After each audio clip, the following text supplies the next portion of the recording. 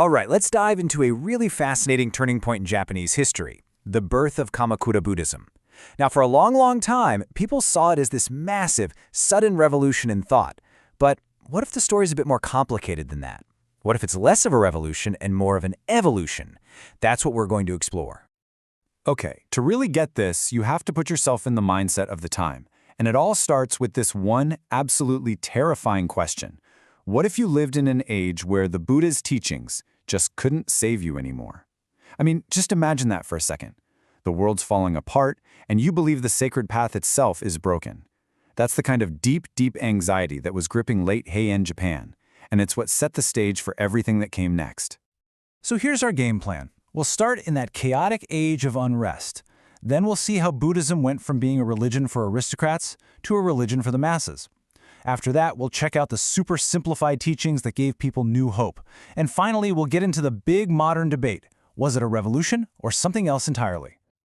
Right, so first up, an age of unrest. You see, to get to the heart of Kamakura Buddhism, you first have to understand the world that it was born into.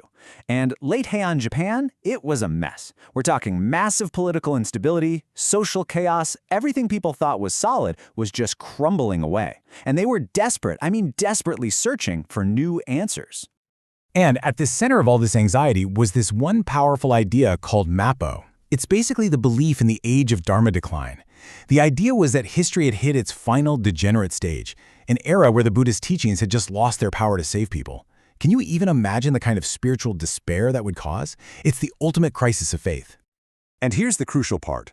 This wasn't some abstract philosophical idea for them. No way.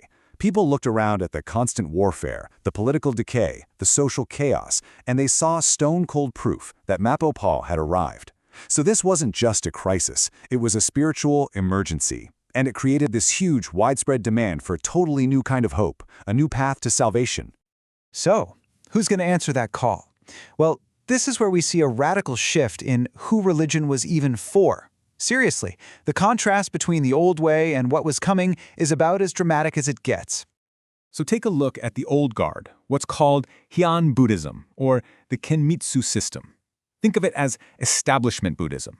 It was powerful, it was magnificent, and it was incredibly complex. Its main job, really, was to protect the state through these elaborate rituals. It was for the emperor, for the aristocrats.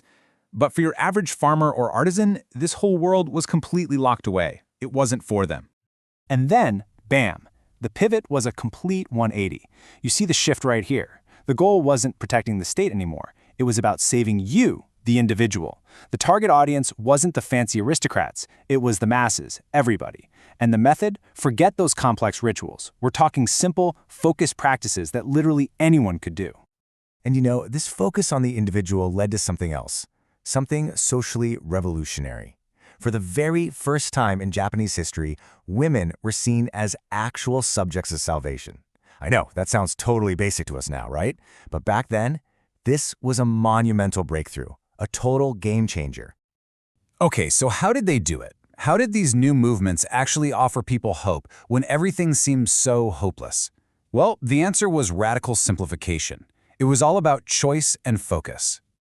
And this is where we meet the founders. We're talking Honen, Shinran, Eisai, Dogen, Nichiren. These were brilliant minds all trained in that old, complex system. But their solution for this age of despair was shockingly simple.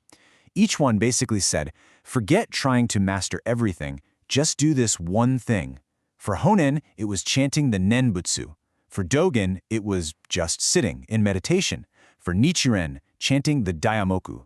They were basically democratizing salvation, making it accessible to everyone.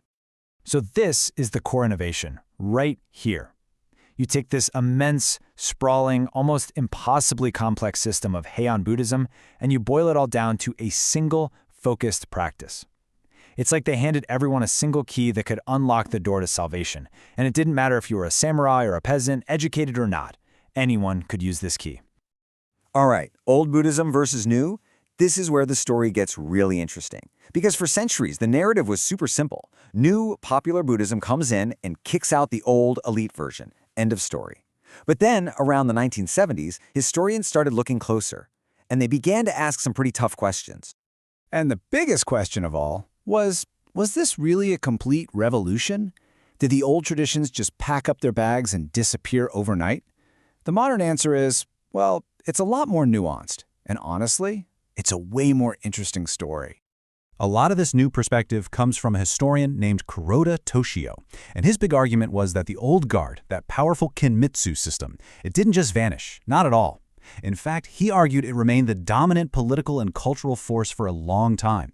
Now think about what that means. It completely reframes these new Kamakura schools. They weren't revolutionaries taking over, they were more like a small, upstart minority, an outside voice. Yeah, this quote really nails the new interpretation. Kamakura Buddhism shouldn't be seen as a replacement, but as a differentiation of Han Buddhism. That's the key word.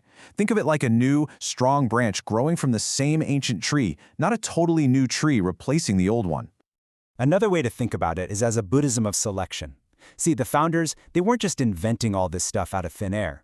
They were more like expert curators. They went into the vast intellectual library of the older traditions, picked out very specific ideas and practices that were already there, and then simplified and repackaged them in a way that was super powerful and accessible for everyday people. So that leaves us with this really cool tension, right? Revolution or evolution? And this isn't just some dusty old academic debate. It has a real legacy that we can still see today. Let's wrap this up and see why it still matters. Because here's the thing. Even if these new schools started out small, as a minority voice, their ideas were just so powerful, so resonant with people, that over the centuries they grew and grew until they became the dominant forms of Buddhism. I mean, today, for the vast majority of Japanese people, the ideas born in the Kamakura period, that is Buddhism. And that brings us to a final thought, a question that kind of echoes the whole spirit of this movement. You know, we live in our own kind of overwhelming age, with a constant flood of information, ideas, and choices. It makes you wonder, doesn't it? The Kamakura question is still totally relevant. If you were faced with a vast, complex system of thought, what one thing would you choose to believe in?